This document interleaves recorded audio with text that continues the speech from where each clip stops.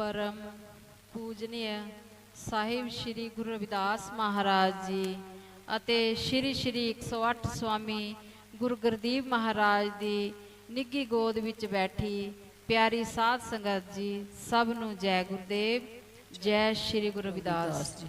वाणी श्री गुरु रविदास महाराज जीओ। 12वां उपदेश महीना भाद्रों। भाद्रों प्रमा फुलाया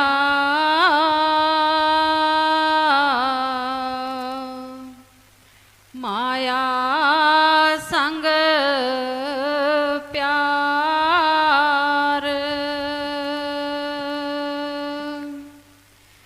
गुर बिन शांत न पाए है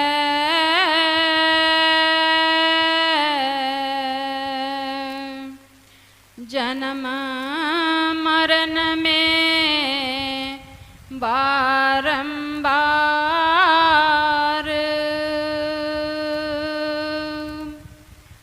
जिना विसारिया राम नाम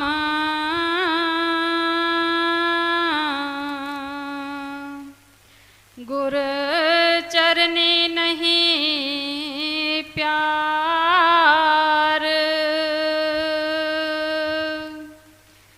त्रिग तिना का जीवना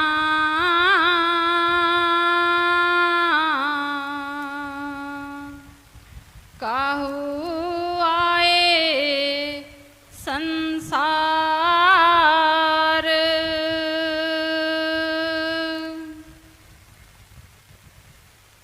करता करी न कर सके, करता करी न कर सके, गुरु करे सब होए। तीन लोक नौखंड में गुरु से बड़ा न कोई। परम आदरणीय परम पूज्य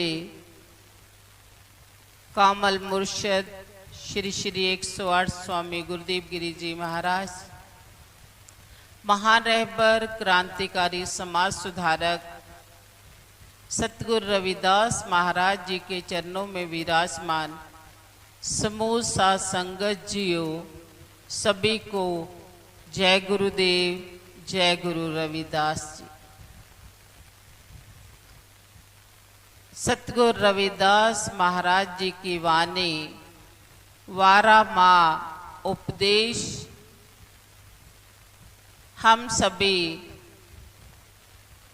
आज बहुत ही विशेष अवसर भाद्रों महीने की संक्रांति पर हर संक्रांति की तरह एकत्रित हुए हैं।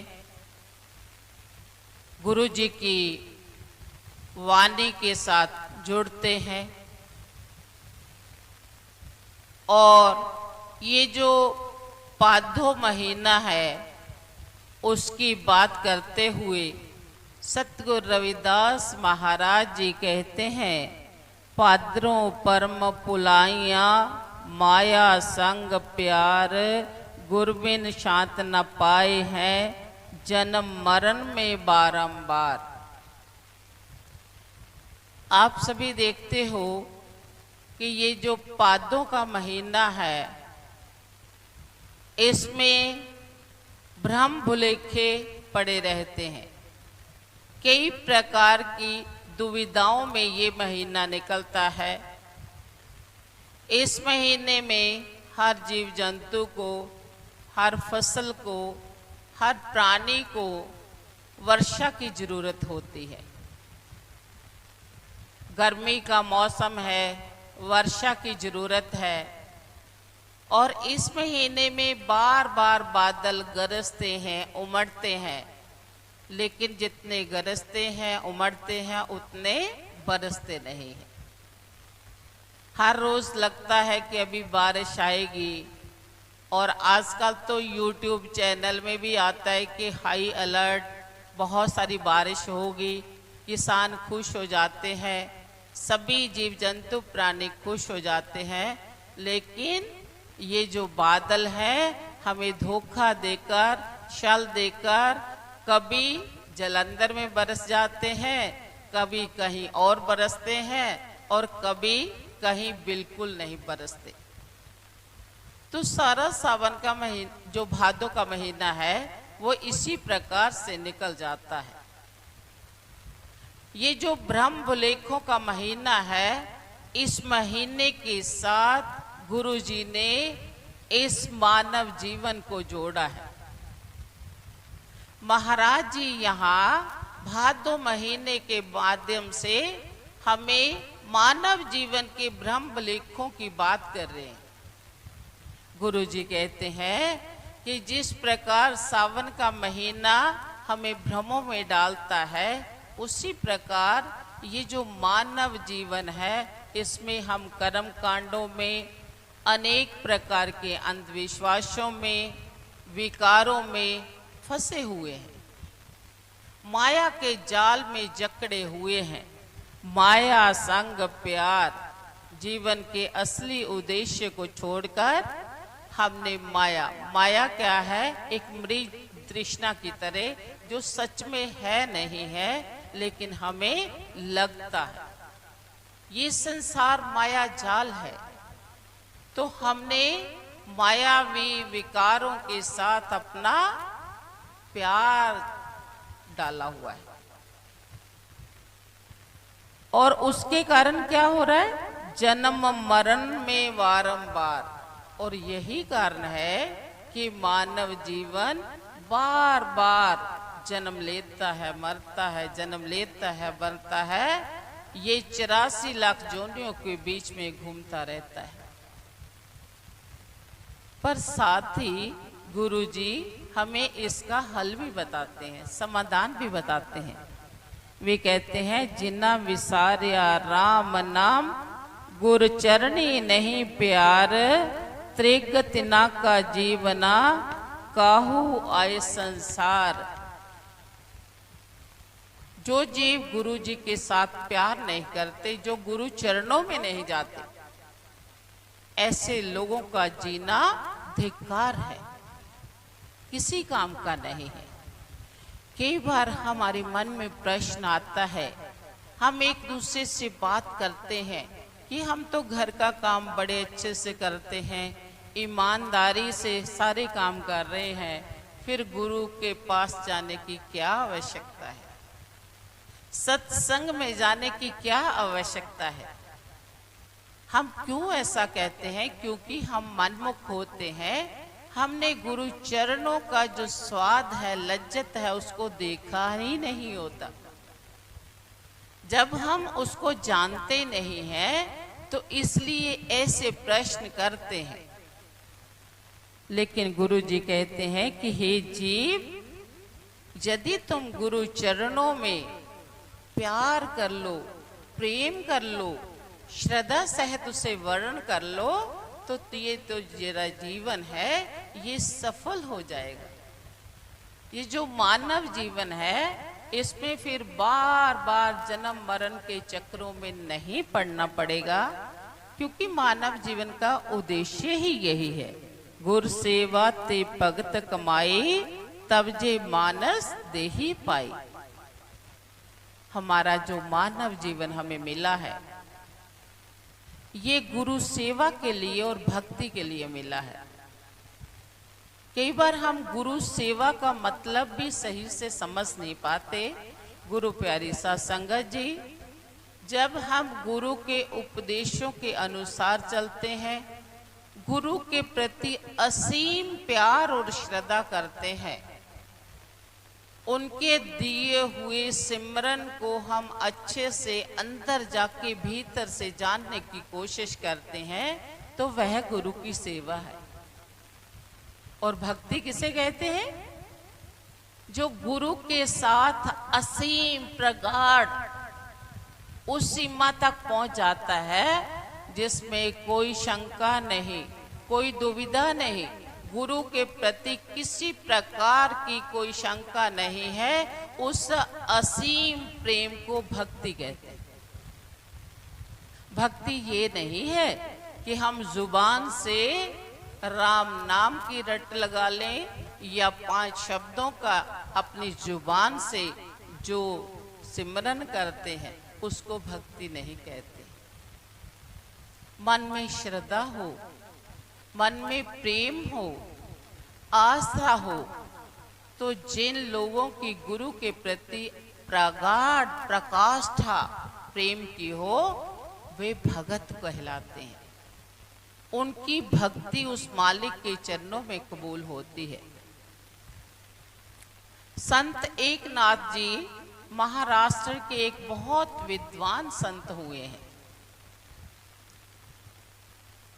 और उनके वहां एक विधवा स्त्री रहती थी और उसका एक बेटा था। वो स्त्री और बेटा आश्रम में पले बड़े, बहुत श्रद्धा भाव रखते थे संत के प्रति। और जो विधवा स्त्री थी उसका जो बेटा था वो भोला भाला था, सरल स्वभाव का था, अनपढ़ था, पर गुरु चरणों में रहता था। उसकी एक विशेषता ये थी कि वह परन पूड़ी ही खाता था। महाराष्ट्र की एक विशेष डिश होती है पूरन पूड़ी। वो कब बनाते हैं? जब कोई विशेष मेहमान आता है घर में तो पूरन पूड़ी बनती है।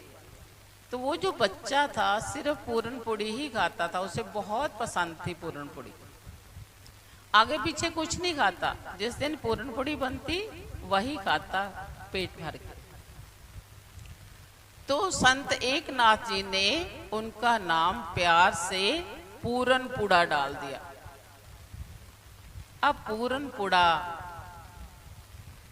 संतों के प्रति अगाध प्रेम लेकर पलता बढ़ा गया। संत एकनाथ जी वृद्ध हो चुके थे और एक ग्रंथ लिख रहे थे। उन्हें लगा कि शायद ये ग्रंथ मैं पूरा नहीं कर सकूंगा। संत महापुरुषों को एहसास हो जाता है, अंतर्जामी होते हैं, और संत महापुरुष जो उस मालिक के घर को जानते हैं वे अंतर्जामी होते हैं, सब कुछ जानते हैं। और उन्होंने सोचा कि ये जो ग्रंथ है ये पूर्ण पूरा करेगा। अब उन्होंने अपने सेवादारों को जो ठीक थे उनको बुलाया और कहा कि पता नहीं ये ग्रंथ मेरे से पूरा हो कि ना हो, लेकिन मेरे मरने के बाद ये ग्रंथ पूर्ण पूरा करेगा। अब हम जानते हैं सभी कि उन श्रद्धालुओं ने क्या सोचा, परेशान हो गए, कहने लगे पूर्ण पूरा, जिसको कुछ आता ही नहीं है, जो पढ़ा लिखा नहीं है, वो कैसे ग्रंथ को पूरा करेगा। वो गुरु की बात को समझ नहीं पाए। कहने लगे महाराज जी जो पूरन पुड़ा है वो बिल्कुल कोरा अनपढ़ है, कैसे वो इस ग्रंथ को लिख पाएगा। आप अपने बेटे को क्यों नहीं बुलाते जिसका हरिदत्त नाम है, वेदों का ज्ञाता है, पढ़ा लिखा विद्वान है, वो आपके ग्रंथ को पूरा करेगा। तो संत बड़े सहज स्वभाव से बोले, कहने लगे हाँ मैं जानता हूँ पढ़ा लिखा है, हरिदत्त बहुत ज्ञानी है, लेकिन वह मुझे एक पिता समझता है। उसके मन में मेरे पिता वाला भाव है, श्रद्धा भाव नहीं है। एक श्रद्धालु सेवादार का भाव नहीं है उसके मन में, तो वो इस ग्रंथ को पूरा नहीं कर सकता। लेकिन जो श्रद्धा भाव आस्था उस पूर्ण पुड़ा के दिमाग में है, दिल में है, हृदय में है, वो श्रद्धा उसको विद्वान बना देगी, उसको ब्रह्म ज्ञान मिल जाएगा और उस ज्ञान के माध्यम से ये ग्रंथ को पूरा कर देगा। और गुरु प्यारी सा संगत जी, आप सभी जानते हो कि जितने भी महापुरुष हुए हैं संसार में, नामी कामी संत महापुरुष हुए हैं, उस मालिक के भेद जानने वाले वो ज्यादातर अनपढ़ या कुछ कुछ पढ़े लिखे थे, बहुत ज्यादा पढ़े लिखे नहीं होते।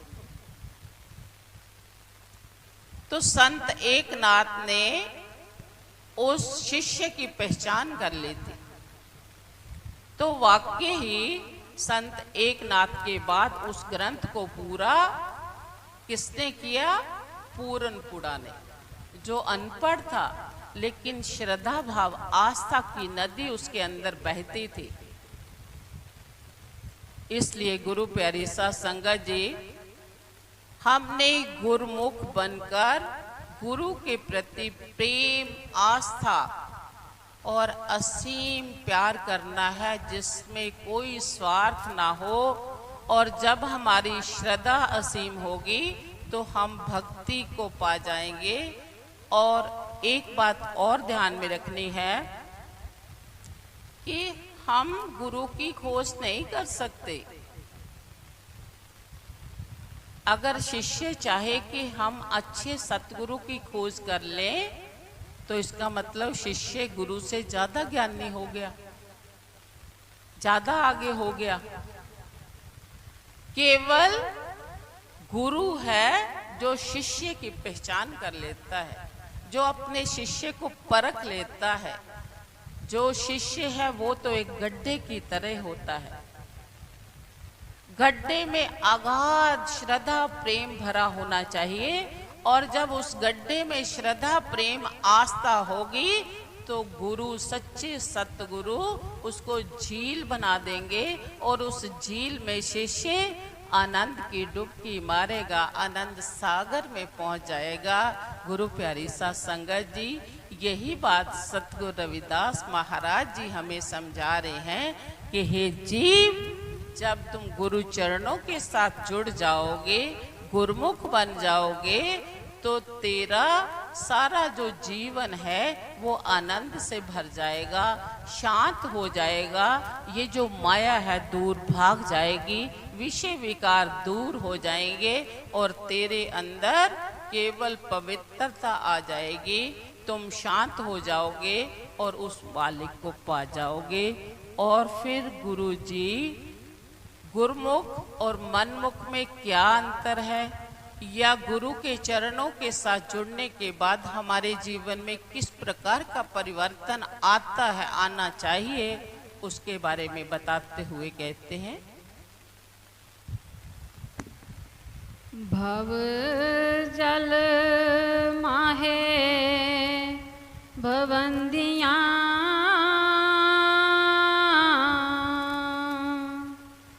ना उर्वार ना पार,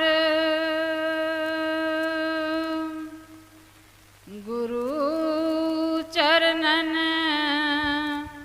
का आसरा,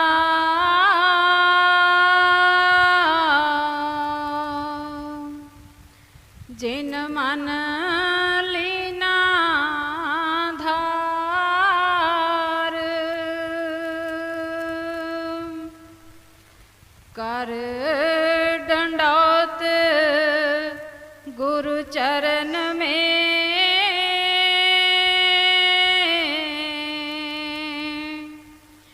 भवनिद उतरे पार, गुरुदेव गुरु समझ के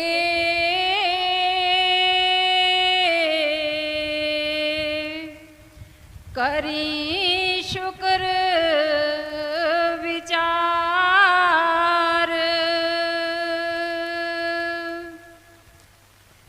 गुरु जी कहते हैं कि हे जीव, ये मानव जीवन पाकर अगर तुझे सच्चा सतगुरु मिल जाता है तो उस मालिक का शुक्राना करना चाहिए। उस मालिक का आशीर्वाद पाकर तुम्हें गुरु मिल गया है, तो जब गुरु के चरणों में तुम चले जाओगे तो तेरा कल्याण हो जाएगा। भव जल माही भवंतियां, ना उर्वर ना पार, गुरु चरणन का आसरा जिन मन लीना धार। हे जीव, यदि तुम गुरु के चरणों से नहीं जुड़ते, यदि तुम गुरु धारण नहीं करते, तो तुम उस संसार रूपी भव सागर में डूब जाओगे। मझधार के बीच में ना इधर जा पाओगे ना इधर जा पाओगे, किनारा नहीं मिलेगा। बिना गुरु के गत नहीं है। गुरु उस मालिक से बहुत बड़ा होता है। गुरु की महिमा अपरंपार होती है। धरती सब कागद करूं, कलम करूं बनराई, स्याही सब समुद्र करूं, तो भी शोभा लिखी न जाई। गुरु की शोभा अवर्णनीय है। शब्दों के माध्यम से गुरु का गुणगान करना मुश्किल है, लेकिन अगर उस मालिक की कृपा हो जावे, हमें सच्चे कामल मुर्शद के दर्शन दीदार मिल जाए, उनके चरण मिल जाए, तो हमारा इस संसार रूपी भव सागर से बेड़ा पार हो जाता है। हमें प्रार्थना करनी चाहिए और कर दंडोत गुरु चरण में, भवनिध उतरे पार, गुरुदेव गुरु समझ के करी शुक्र विचार। जब आपको उस मालिक के चरणों का आसरा मिल जाता है, सच्चे सतगुरु की शरण मिल जाती है, तो उसको दंडोत करो, उसके आगे झुक जाओ, दीन बन जाओ, मन से शुक्र गुजार करो और पहले वाली सारी मनमुखी आदतों को छोड़कर अपने जीवन में विशेष प्रकार का परिवर्तन ले आओ। गुरु प्यारी साध संगत जी, मालिक की कृपा हुई, हम गुरु चरणों के साथ जुड़ गए, सच्चे कामल मुर्शद से अमूल्य नाम की दात ले ली, लेकिन जीवन में परिवर्तन नहीं आया। हम पहले की तरह ही रहे नहीं। हमें दीक्षा लेने के पहले के जीवन और दीक्षा के बाद के जीवन में सोचना है कि क्या हमारे में परिवर्तन आया है कि नहीं आया है, क्योंकि गुरु धारण करने के बाद नया जीवन पैदा होता है, नव निर्माण होता है। जैसे हम किसी कपड़े को रंगने के लिए देते हैं, तो वो रंगने वाला क्या करता है? पहले कपड़े को साफ करता है, जो उसके दाग धब्बे हैं या कोई भी कलर उसमें होता है उसको निकालता है, फिर इसको गर्म पानी में उबालता है, फिर गर्म पानी में रंग डालता है, कई प्रकार के केमिकल डालता है और फिर जाकर उस कपड़े को रंग चढ़ता है। ठीक इसी प्रकार जब हमें गुरु का आसरा मिल जाता है, हमें शुक्र गुजार तो करना ही करना है, साथ में अपने जीवन में क्रांति लानी है, अपने जीवन में आनंद की झील बनना है। हमें उस अमृतमयी जो सतगुरु के प्रवचन है, जो गुरु मंत्र है, उसका सिमरन करके अपने जीवन को सुधारना है, विकास करना है। पता चलना चाहिए कि जो पहले का हमारा जीवन था वो धिक्कार था, अपमानित था। अब हम गुरु वाले हो गए हैं और हमें अपने जीवन की विकास की सीढ़ियों को चढ़ना है। तो फिर क्या करना चाहिए? कहते हैं कम से कम 5 चीजों को हमें होश में रखना होगा गुरु धारण करने के बाद। यदि हम उन 5 चीजों को होश में रख लेते हैं, उनकी अवेयरनेस हमारे बीच में आ जाती है, तो समझो हमारा जो जीवन है वो विकसित हो रहा है, पहले से ज्यादा अच्छे आनंद भरपूर जीवन में चला गया है। सबसे पहला किसका होश रखना है? अपने शरीर का। अपने शरीर का होश रखना है। ना ज्यादा खाना, ना कम खाना, ना ज्यादा सोना, ना ज्यादा आराम करना। शरीर के साथ ज्यादती नहीं करनी, फास्ट फूड नहीं खाना, जो चीज मना है बिल्कुल नहीं खानी, एक्सरसाइज करनी, जरूरत के मुताबिक वॉक करनी। अपने शरीर को तंदुरुस्त बनाने के लिए हमें अवेयर रहना है, जागरूक रहना है। क्यों? क्योंकि अगर शरीर ही ठीक नहीं होगा हमारा, तो हम कैसे चलेंगे? गाड़ी के पहिए ही नहीं ठीक, तो गाड़ी चलेगी कैसे? कौन सा काम कर पाएगी? इसलिए हमें सबसे पहले उस शरीर को तंदुरुस्त रखना है जो इस मालिक ने हमें एक गिफ्ट के रूप में दिया है। ये बहुत बड़ा गिफ्ट है, अनमोल जन्म हमें दिया है। मानव जन्म दुर्लभ है। ये ऐसा जन्म है जो बहुत ही दुर्लभ है। बड़े कष्टों के बाद, बड़ी जोनियों के बाद हमें ये मानव शरीर मिला है, तो हमें इसके प्रति होश लाना है, अपने शरीर को तंदुरुस्त रखना है। एक तो आपने पहला काम गुरु धारणा के बाद कम से कम ये करना है। और दूसरा क्या करना है? मन का होश। मन होश में रखना है। मन में कई तरह के विचार पहले आते थे, हम मन को मन के अनुसार ही चलने देते थे, उस पर कोई नियंत्रण नहीं था। हमारी इंद्रियां क्या करती थी? संसार की रंग बिरंगी चीजों को देखती, रंग बिरंगे विचार मन में आते, कभी फिल्में देख ली, कभी सीरियल देख लिए, और मन को अनेक प्रकार के रोगों से हमने ग्रस्त कर दिया। लेकिन गुरु चरणों के साथ जुड़ने के बाद यदि हम मन को होश में रखें, तो वह मन हमारा मित्र बन जाएगा।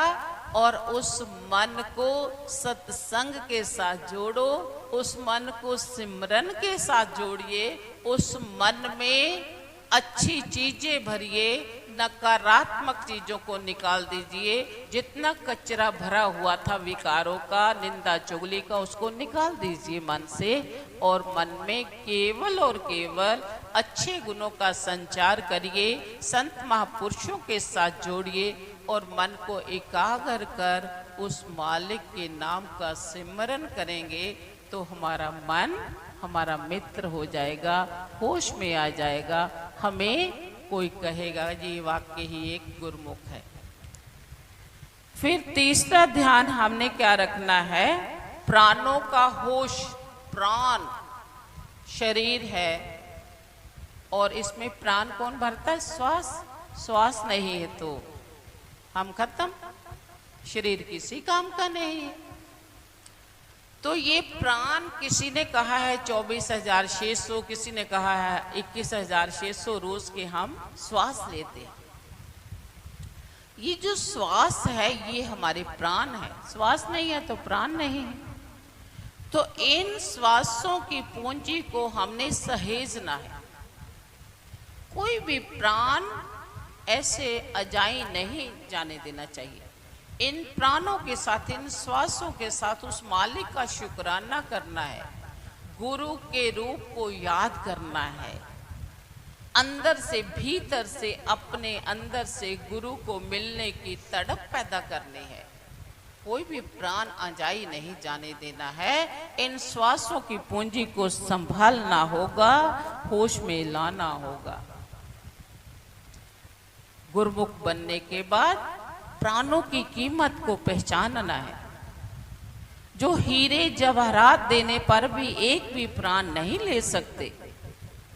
करोड़ों रुपए होंगे आपके पास, लेकिन अगर आप ये चाहो कि डॉक्टर को कहो, किसी वैद्य को कहो कि मुझे कुछ प्राण दे दो इस कीमत के बदले, तो कभी नहीं मिलेंगे, हम सभी जानते हैं।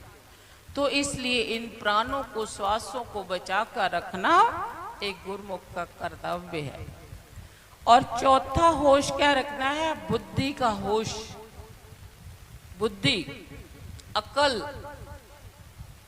जानवरों के पास भी बुद्धि होती है, जीव जंतुओं के पास भी बुद्धि होती है, लेकिन लिमिटेड, सीमा में। सर्कस में देखा हमने, जानवर भी साइकिल चला लेते हैं, ट्रेन किया होता ना उनको। घर में तोते पालते हैं तो वो तोते भी कुछ कुछ बोलते हैं। कई घर में डॉगी पालते हैं, उसको भी ट्रेन किया जाता है। लेकिन क्या ये सभी जानवर किसी और को ट्रेन कर सकते हैं? एक रीछ को साइकिल चलाना सिखा दिया, उसने सर्कस में सभी का मनोरंजन कर दिया, तो क्या एक रीछ और दूसरे रीछ को साइकिल चलाना सिखा सकता है? नहीं, कभी नहीं। उसको ट्रेन कर दिया क्योंकि उसकी बुद्धि के मुताबिक, पर वो दूसरों को ज्ञान नहीं दे सकता। ये मनुष्य जीवन ही ऐसा है जिसको मालिक ने बुद्धि बख्शी है, बुद्धि का खजाना दिया है, और अपने ज्ञान का वो दूसरों तक संचार कर सकता है, अपना ज्ञान दूसरों तक को बांट सकता है। इसलिए हमें बुद्धि को सही रास्ते पर लगाना है, अच्छी किताबें पढ़नी है, अच्छे लोगों का संग करना है। उस बुद्धि को रोने धोने के गाने नहीं सुनाने, हमेशा परेशानियों में रहने की चीजें नहीं सिखानी। उस अक्ल से हमने ऐसी चीजों को सीखना है जो उस मालिक के घर में प्रवान होती है। उस बुद्धि को हमने ब्रह्म ज्ञान जानने के लिए प्रयोग करना है। गोरखनाथ जी लिखते हैं, हसी व खेली व धरी व ध्यानम और अरिस गति व ब्रह्म ज्ञानम। ब्रह्म ज्ञान को जानने की कोशिश करनी चाहिए इस बुद्धि से, जो अक्ल हमें मालिक ने बख्शी है, क्योंकि ये केवल और केवल मानव के पास है। हमें इसका होश रखना है। हम बात किसकी कर रहे हैं कि गुरु धारण करने के बाद इन चीजों को ध्यान में रखना है, अंकुश लगाना है, देखना है कि कहीं हमारी बुद्धि गलत रास्ते पर तो नहीं जा रही, हम बुद्धि को विकारों में तो नहीं डाल रहे, हम पढ़ के भी शराब तो नहीं पी रहे।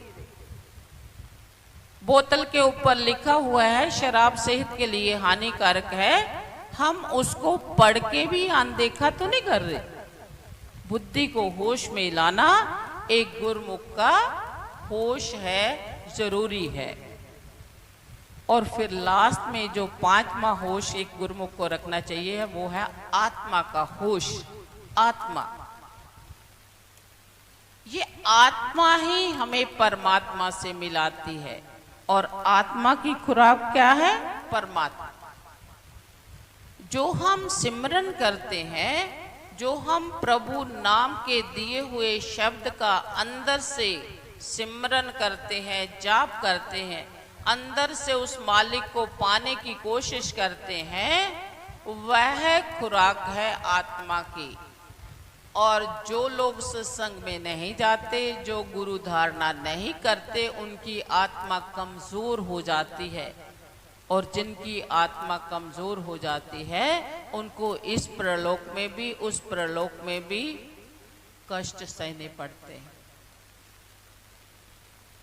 उनकी मृत्यु के समय भी उसे बहुत जमदूत मारते हैं, उनको अनेक प्रकार के तसीहे देते हैं। तो गुरु प्यारी साध संगत जी, जो पांचवा होश है गुरुमुख को, वो किसका लाना है? आत्मा का। उसके लिए क्या करना है? 24 घंटे में से 22 घंटे हमने अपने परिवार को देने हैं, पति पत्नी को देने हैं, बच्चों को देने हैं, और 2 घंटे अपने लिए निकालने हैं। 1 घंटा सुबह और 1 घंटा शाम, और उसमें ध्यान भी लगाना है, प्रार्थना भी करनी है। अब ध्यान और प्रार्थना में क्या फर्क है?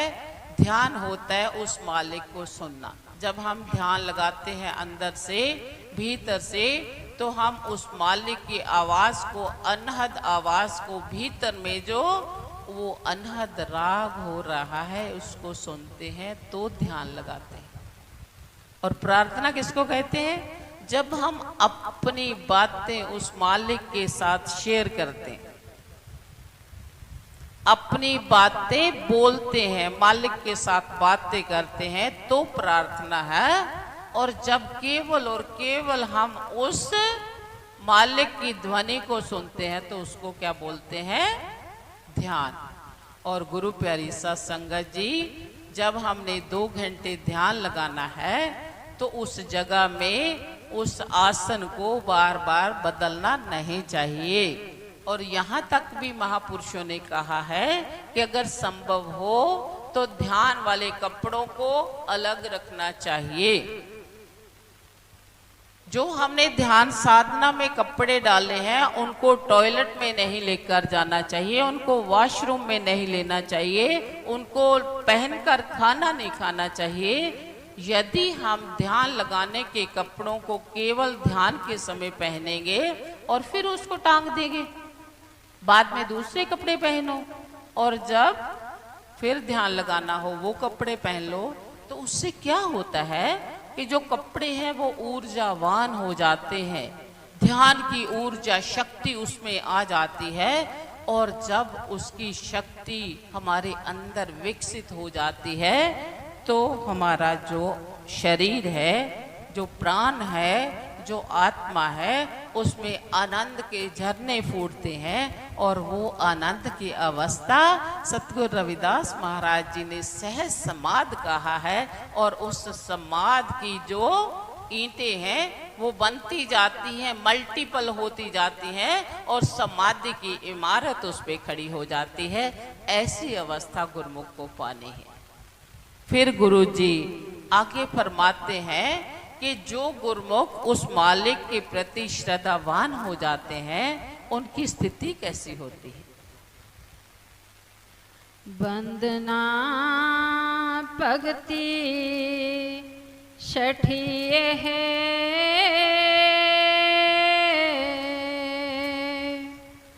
करे शिष्य बड़ पाग, अबर कर्म सब त्याग कर,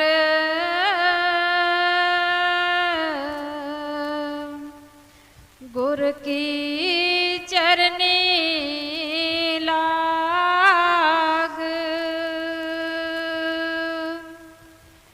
गुरु के चरण बहु प्रेम कर,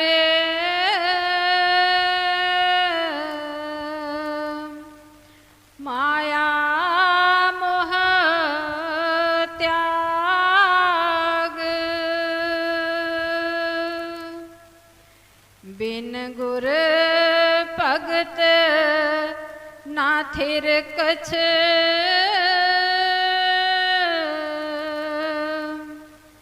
जगत पसारा बाग। गुरु जी जीव को समझा रहे हैं भादो महीने के रूप में। ये भादो महीना एक मानव का जीवन है, जिसको एक महीने के साथ सतगुरु रविदास महाराज जी ने जोड़ा है और कहा है, वंदना भक्ति छठी एह करे शेष बढ़भाग, अवर करम सब त्याग कर, गुर की चरणी लाग। गुरु जी ने छठी प्रकार की भक्ति करने के लिए कहा है। शास्त्रों में 9 भक्तियों का जिक्र आया है। 9 प्रकार की भक्तियों में से छठी भक्ति का महत्व सतगुरु रविदास महाराज जी ने बताया है। छठी भक्ति क्या है? अपनी इंद्रियों को काबू में रखना, काम क्रोध लोभ मोह अहंकार को दूर कर त्याग करके महापुरुषों का आचरण व्यतीत करना, संतों वाले मार्ग को अपनाना, ये छठी भक्ति। 9 भक्तियों में से एक भक्ति जो छठी भक्ति है वह है इंद्रियों को काबू करके महापुरुषों के आचरण को अपने आचरण में लाना। जैसे महापुरुषों का जीवन होता है, सुबह 3 बजे अमृत वेले में उठना, स्नान करना, उस मालिक के नाम का सिमरन करना, सभी के साथ प्रेम करना, वैर विरोध बिल्कुल नहीं करनी, निंदा चुगली नहीं करना, तो फिर हम संतों वाले आचरण में चल सकते हैं। कहने को बड़ा सहज लगता है, सरल लगता है, लेकिन इतना सरल नहीं, बड़ा कठिन है। एक दिन अगर जल्दी उठ जाते हैं तो सारा दिन हमारी नींद ही खत्म नहीं होती, लगता आज जल्दी उठे थे, नींद ही आती जा रही। गुरु प्यारी सत्संगत जी, गुरु जी कहते हैं कि वो शिष्य वडभागी होते हैं, सौभाग्यशाली होते हैं जो छठी भक्ति के अनुसार गुरु चरणों के साथ प्रेम करते हैं, गुरु का आचरण अपने आचरण में समा लेते हैं। अवर कर्म सब त्याग कर गुरु की चरनी लाग, गुरु के चरण ब्रहु पे प्रेम कर, माया मोह त्याग, बिन गुरु भगत न थिर कछु, जगत पसारा बाग। हे जीव, सारी मोह माया त्याग कर केवल और केवल गुरु चरणों को अपने आप को लगा लो, गुरु की बंदगी करनी शुरू कर दो, क्योंकि गुरु ही गोविंद को मिलाने वाला होता है। गुरु से बड़ा कोई नहीं है। उस मालिक ने भी माना है कि जो गुरु है वो मेरे से बड़ा है, क्योंकि गुरु ही हमें गोविंद से मिलाता है, परमात्मा से मिलाता है, देहधारी होता है। संसार में कहते सहजो बाई नाम की जो श्रद्धालु थी, बहुत प्रिय थी, बहुत आस्थावान थी।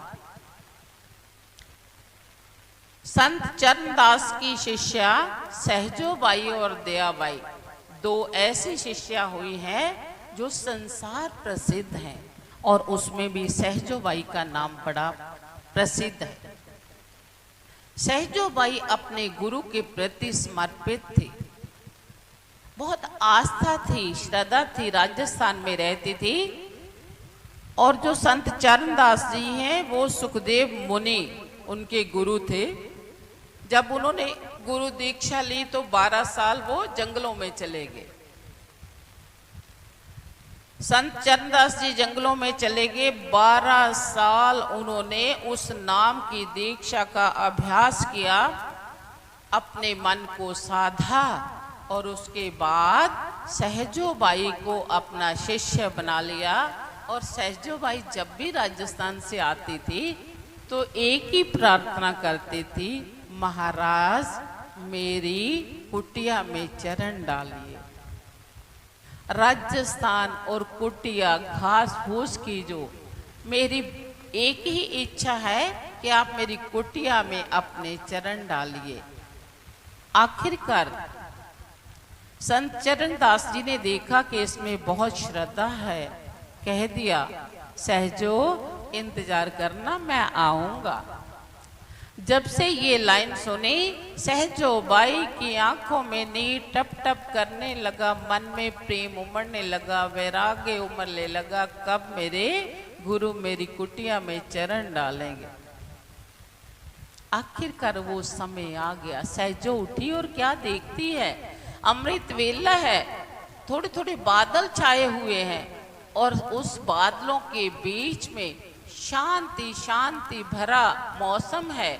एक तरफ से परमात्मा चले आ रहे हैं, दूसरी तरफ से संत चरणदास जी उसके गुरु आते जा रहे हैं। सहजो फूली नहीं समा रही, लेकिन मन में भाव है कि मैंने तो अपने हाथों से एक ही आसन बुना हुआ है, एक ही आसन अपने हाथों के प्यार से धागे से बुना हुआ है, और उम्मीदवार दो आ रहे। धीरे धीरे संत जी पहुंच गए, परमात्मा जी भी पहुंच गए। अब सहजो बाई थी, गुरुमुख थी, जानती थी गुरु के प्रति अगाध डाल सकता वह सच्चे अर्थों में गुरु नहीं होता है, पर इसके लिए शिष्य का सही होना जरूरी है। हम गुरु को ही कहते रहे ऐसा नहीं है। और दूसरा, भ्रमर की तरह जो गुरु है, ये सबसे ज्यादा महत्वपूर्ण इसको माना गया है। भ्रमर तो देखा होगा, भोरा कीटों के आगे फूलों के ऊपर जो गुंजार करता है, वो क्या करता है कि किसी कीड़े को मारता है, अच्छी तरह लहूलुहान करता है, फिर उसको पकड़कर अपने मिट्टी के घर तक ले जाता है और उस मिट्टी के घर में वो डालाता है और कई दिनों तक फिर उसके ऊपर गुंजार करता रहता है, कई दिनों तक गूंजता रहता है। और चमत्कार क्या होता है, कुछ दिनों के बाद वो जो मरा हुआ कीट है वो भ्रमर की शक्ल लेकर जीवित हो जाता है और बिल्कुल भ्रमर की तरह बन जाता है। इसीलिए कहा है कि गुरु भ्रमर की तरह होता है, क्योंकि गुरु अपने शिष्य को अपनी तरह बना लेता है। जो उनको रास्ता मालूम है, जो परमात्मा के घर का भेद है, वो अपने शिष्य को बताता है और अपने शिष्य की सोई हुई शक्तियों को जगा देता है। ऐसे गुरु को गुरु बनाना चाहिए। और गुरु प्यारी सत्संगत जी, जिनको ऐसे गुरु मिल जाते हैं वो सौभाग्यशाली होते हैं। और संत मत ही एक ऐसा मत है जो हमें मंजिल तक पहुंचाता है, रास्ते में नहीं छोड़ता। कई गाइड, शिक्षक, टीचर रास्ता बता देंगे, लेकिन वो रास्ते को आगे तक नहीं लेकर जाते, मंजिल तक नहीं छोड़ते। लेकिन गुरु, संत मत में जो गुरु है, वो हमें अपनी मंजिल तक खुद साथ लेकर जाते हैं, बशर्ते कि शिष्य के मन में श्रद्धा हो, खोज हो, प्यार हो, तो तभी हम इस संसार से, इस भादों रूपी जो जीवन है उसका कल्याण कर सकते हैं और जीवन में आनंद ही आनंद प्राप्त कर सकते हैं। और हम सभी सौभाग्यशाली हैं कि हमें ऐसे गुरु मिले हैं। परम पूज्य संत सतगुरु स्वामी गुरुदेव गिरी महाराज जी, जो भले ही अमेरिका में बैठे हैं, अमेरिका के लोगों का विदेशों की धरती में जो श्रद्धालु हैं उनका अनूठा प्यार है। जब महाराज जी यहाँ से जाते हैं तो थोड़े दिनों के लिए जाते हैं और संक्रांति तो बहुत ही कम कभी मिस की होगी, पर श्रद्धालुओं का प्रेम उन्हें बांध लेता है। इस बार भी अमेरिका में बैठे सतगुरु अपने इधर की संगतों को भी देख रहे हैं, उनका ध्यान इधर ही है।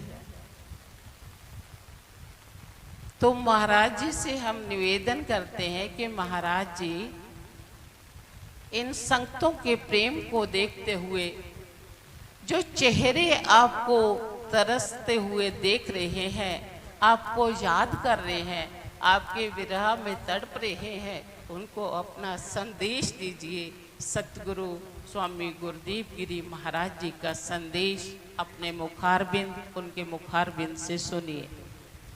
जय गुरुदेव, जय गुरु रविदास। समंतरम रविदास बचनम कोटि दोष विनाशिनम रविदास चरणम ध्यान धरनम कुल समूह उदाहरणम। ਸਾਹਿਬ ਸ੍ਰੀ ਗੁਰੂ ਰਵਿਦਾਸ ਮਹਾਰਾਜ ਜੀ ਦੇ ਪਾਵਨ ਦਰਬਾਰ ਵਿੱਚ ਜੁੜ ਬੈਠੀ ਗੁਰੂ ਪਿਆਰੀ ਸਾਧ ਸੰਗਤ ਜੀਓ, ਸਾਰੀਆਂ ਹੀ ਸੰਗਤਾਂ ਨੂੰ ਪਿਆਰ ਭਰੀ ਜੈ ਗੁਰਦੇਵ। ਅੱਜ ਆਪ ਸਾਰੀਆਂ ਹੀ ਸੰਗਤਾਂ ਭਾਦਰੋਂ ਮਹੀਨੇ ਦੀ ਸੰਕ੍ਰਾਂਤੀ ਦੇ ਉੱਪਰ ਗੁਰੂ ਘਰ ਵਿੱਚ ਜੁੜੀਆਂ ਹੋ। ਆਪ ਸਾਰੀਆਂ ਹੀ ਸੰਗਤਾਂ ਨੇ ਸਤਿਗੁਰੂ ਰਵਿਦਾਸ ਮਹਾਰਾਜ ਜੀ ਦੀ ਪਵਿੱਤਰ ਬਾਣੀ ਚੋਂ ਭਾਦਰੋਂ ਮਹੀਨੇ ਨੂੰ ਸਰਵਣ ਕੀਤਾ ਹੈ।